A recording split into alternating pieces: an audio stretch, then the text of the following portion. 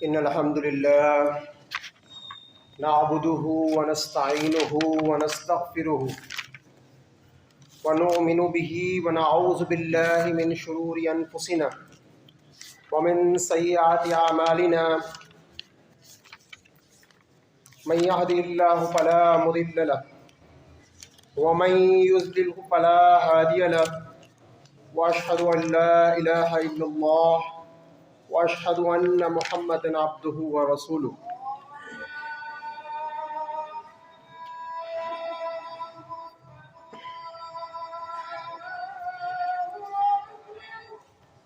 أما بعد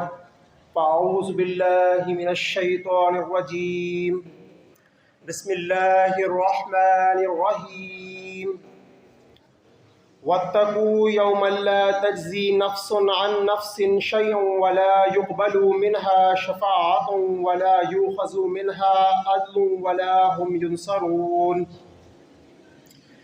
میرے بھائیوں، دوستوں اور بزرگوں،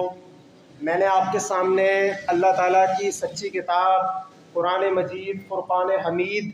میں سے سورۃ البقرہ کی آیت نمبر 48 تلاوت کی ہے۔ سورۃ البقرہ مدنی دور کی سورہ ہے، 286 آیات اور 40 رکوعات پر مشتمل یہ سورہ قرآن مجید کی طویل ترین سورہ ہے۔ سورۃ البقرہ، البقرہ عربی زبان کے لفظ البقرہ جس کے معنی گائے کے ہیں، اس کا نام اس کی آیت نمبر 67 جہاں اللہ تعالیٰ بنی اسرائیل کو ایک گائے ذبح کرنے کا حکم دے رہا ہے، اس سے علامتی طور پر رکھا گیا ہے۔ سورۃ البقرہ کی تلاوت کی بہت فضیلت ہے۔ ترمذی کی حدیث کے مطابق ابو ہریرہ رضی اللہ تعالیٰ روایت کرتے ہیں کہ اللہ کے نبی صلی اللہ علیہ وسلم نے فرمایا کہ سورۃ البقرہ، جس گھر میں سورۃ البقرہ تلاوت کی جائے اس گھر سے شیطان بھاگ جاتا ہے۔ اسی طرح اس سورہ میں قرآن مجید کی تمام آیات کی سردار آیت الکرسی بھی موجود ہے۔ چونکہ سورۃ البقرہ کا بیشتر حصہ نبی صلی اللہ علیہ وسلم کی مدنی زندگی کے ابتدائی حصے میں نازل ہوا، لہٰذا اس کے مضامین میں ایمان لانے کے بعد اعمال صالحہ اختیار کرنے کی تلقین، صبر و صلات کا بیان، صوم کی فرضیت، حج و عمرے کے بارے میں بیان، بنی اسرائیل کی نافرمانی، منافقین مدینہ کی روش، اور اسی طرح اللہ کی راہ میں مال خرچ کرنے کی فضیلت اس کے بنیادی مضامین ہیں۔ آج جو عنوان مجھے دیا گیا ہے وہ عنوان ہے شفاعت۔ شفاعت عربی زبان کے لفظ شفان سے اخذ کیا گیا ہے، جس کے معنی ہے سفارش کرنا، معافی کی سفارش کرنا یا بخشش کرنا۔ جو آیت میں نے آپ کے سامنے تلاوت کی، اس سے پچھلی آیت پہ اگر غور کیا جائے تو اس آیت میں اللہ تعالیٰ بنی اسرائیل سے مخاطب ہے، اس کو بنی اسرائیل کو اپنی نعمتیں یاد کراتے ہوئے اس کو متنبہ کر رہا ہے اس آیت میں کہ تم لوگوں، کیونکہ بنی اسرائیل کو یہ زوم تھا، یہ غرور تھا کہ کیونکہ ہم انبیاء کی اولاد ہیں تو انبیاء اور اولیاء کی نسبت سے ہمیں شفاعت حاصل ہوگی، وہ ہماری سفارش کریں گے۔ اسی وجہ سے وہ اللہ کی آیات کا واضح انکار کرتے تھے، کفر و شرک میں مبتلا تھے۔ تو اللہ تعالیٰ ان کو متنبہ کر رہا ہے کہ اس دن سے ڈرو، اس روز محشر سے ڈرو، اس کی ہولناکی سے ڈرو جس دن کوئی کسی کا کچھ کام نہ آئے گا، جس دن باپ بیٹے کے کام نہیں آئے گا اور بیٹی ماں کے کام نہیں آئے گی۔ وہ دن اتنا ہولناک دن ہوگا۔ تو اللہ تعالیٰ ان کو یہی ارشاد فرما رہا ہے ان سے کہ اس دن جن لوگوں کو تم سمجھتے ہو کہ وہ تمہاری سفارش کریں گے، وہ تمہاری کچھ سفارش نہیں کریں گے، کچھ حمایت نہیں کریں گے۔ یہی عقیدہ پھر مشرکین مکہ میں بھی، مشرکین مکہ کا بھی تھا۔ مشرکین مکہ اللہ تعالیٰ کو مدبر الامور اور خالق و مالک تو مانتے تھے، لیکن وہ اللہ تعالیٰ کو مختار کل نہیں سمجھتے تھے۔ ان کا یہ عقیدہ تھا کہ یہ کائنات اللہ تعالیٰ نے بنائی ہے، لیکن پھر بھی وہ اپنے بتوں کو اللہ کا شریک ٹھہراتے تھے۔ اور جس طرح سورۃ یونس آیت نمبر 18 میں اللہ تعالیٰ خود ان کا طرز عمل بیان کر رہا ہے کہ یہ کہتے تھے کہ ہؤلاء شفعاؤنا عند اللہ، یہ اللہ کے ہاں ہمارے سفارشی ہیں، یہ بت لات منات عزا حبل یہ اللہ کے ہاں ہمارے سفارشی ہیں، یہ اللہ کے ہاں ہماری بخشش طلب کریں گے۔ اور افسوس کے ساتھ دور حاضر میں آج کی نام نہاد امت مسلمہ بھی اس شفاعت کے باطل عقیدے میں ملوث ہے۔ ایک تو شفاعت برحق ہے، لیکن اس امت کی اکثریت کا شفاعت کے متعلق یہ عقیدہ ہے کہ انبیاء صالحین ان کی قبروں کے سامنے ماتھا ٹیکنے سے، ان کی قبروں کے پاس جا کر ان سے دعا طلب کرنا، تو یہ ہماری سفارش نہ صرف سفارش کریں گے بلکہ اللہ تک ہماری بات بھی پہنچائیں گے۔ تو یہ ایک باطل عقیدہ ہے۔ جیسا کہ اسی سورۃ البقرہ کی آیت الکرسی میں اللہ تعالیٰ نے ارشاد فرمایا من ذا الذی یشفع عندہ الا باذنہ، اللہ تعالیٰ سوال کر رہا ہے بلکہ کون ہے جو اس کی بارگاہ میں اس کی اجازت کے بغیر کسی کی سفارش کر سکے۔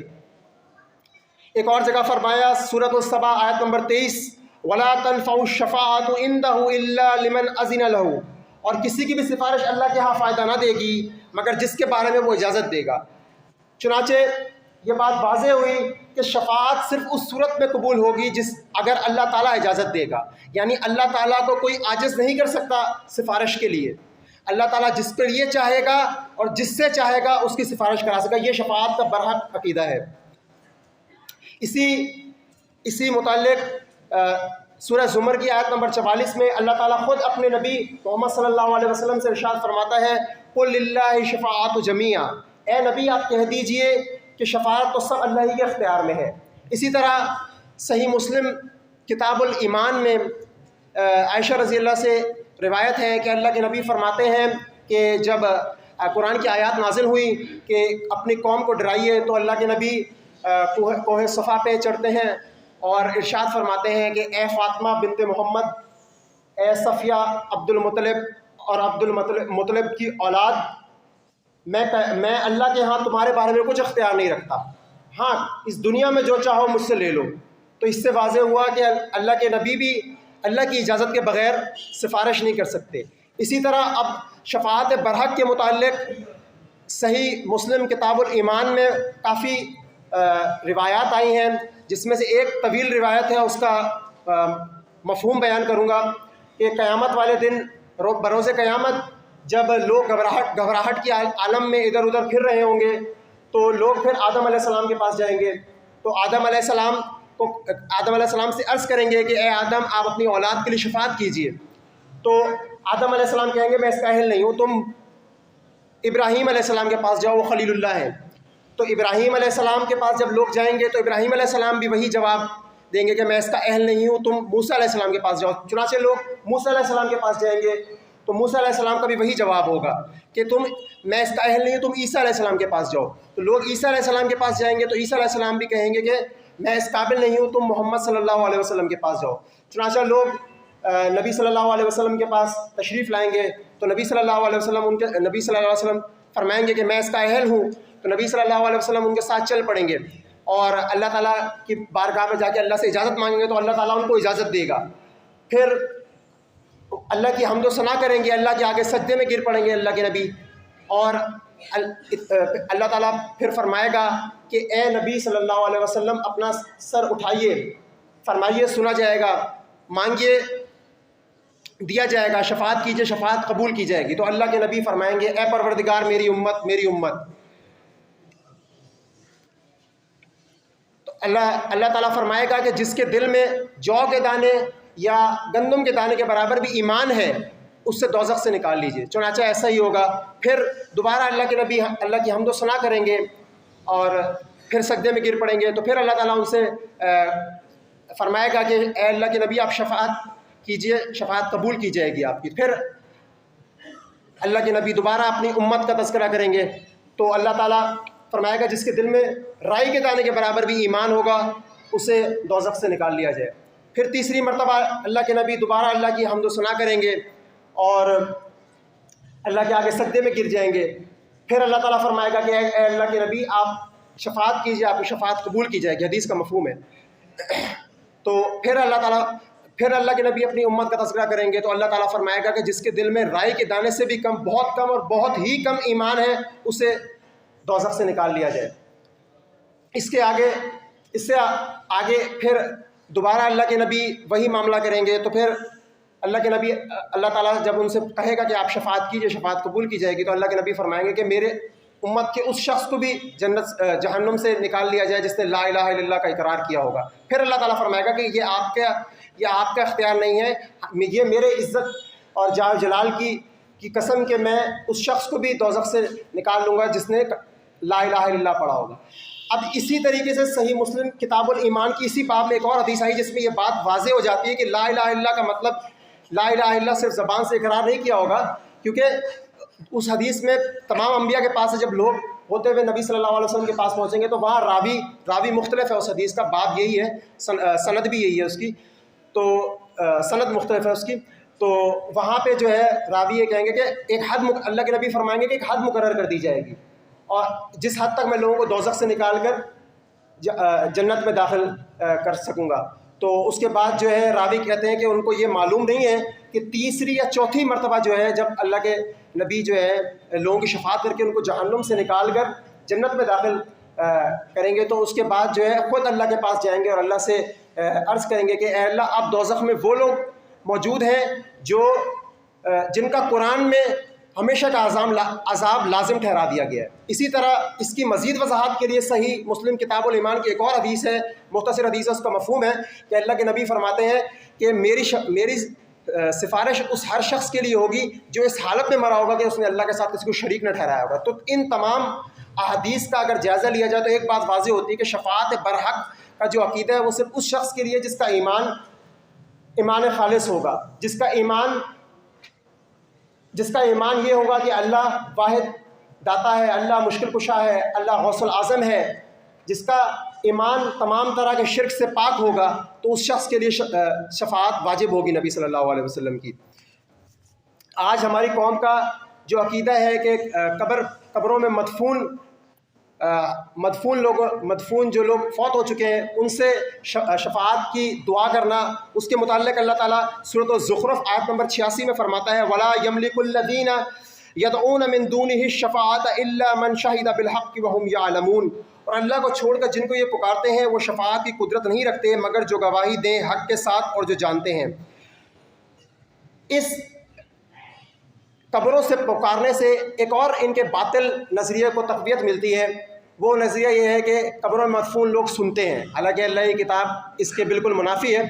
اس کی نفی کرتی ہے۔ سورۃ نمل میں فرمایا اِنَّکَ لَا تُسْمِعُ الْمَوْتَىٰ، اللہ کے نبی کو فرما رہا ہے کہ مردوں کو نہیں سنا سکتے، اللہ فرما رہا ہے۔ پھر اسی طرح سورہ فاطر میں فرمایا وَمَا أَنْتَ بِمُسْمِعٍ مَّن فِي الْقُبُورِ، کہ جو قبروں میں مدفون ہیں ان کو آپ نہیں سنا سکتے۔ تو اس سے یہ واضح ہوا کہ شفاعت برحق کا عقیدہ جو ہے وہ ایمان خالص جن کا ہوگا، جن لوگوں کا ہوگا، انہی کو یہ شفاعت نصیب ہوگی۔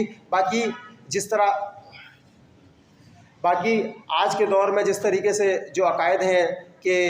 کوئی کہتا ہے کہ ان کے جو پیر ہیں وہ جنت میں اس وقت تک داخل نہیں ہوں گے جب تک اپنے تمام مریدوں کو لے کے داخل نہ ہو جائے، تو یہ قرآن کی آیات جو آپ کے سامنے پہلے تلاوت کی ان کی سراسر